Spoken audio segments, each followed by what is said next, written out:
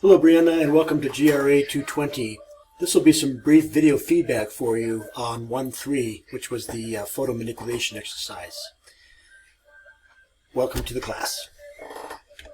Brianna, I liked how you included the sources for your images in a separate file. I know it's a lot of work. One solution was for students to put the source information on a separate layer in invisible type in their Photoshop or Illustrator documents. I thought that was ingenious. So here's the zip file in your submission here, and I see that here's the before and after.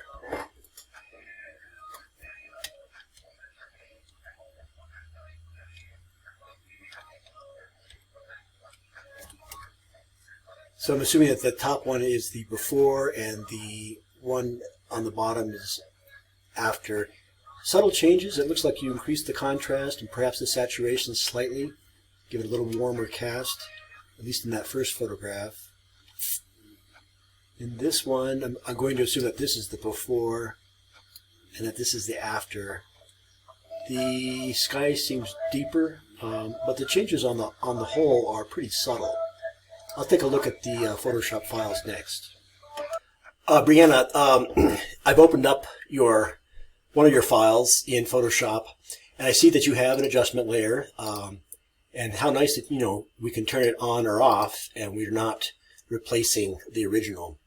The next thing I'm going to check is the image size, and I see that it is good. It's close. I mean, it's it's a vertically oriented ad of 8.5 by 11.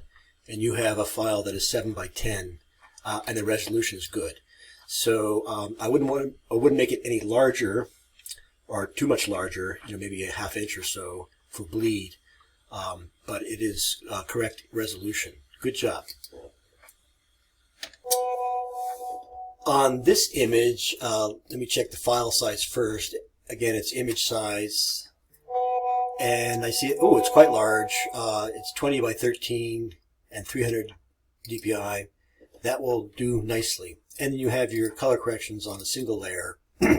You've taken a light approach. I think that's good.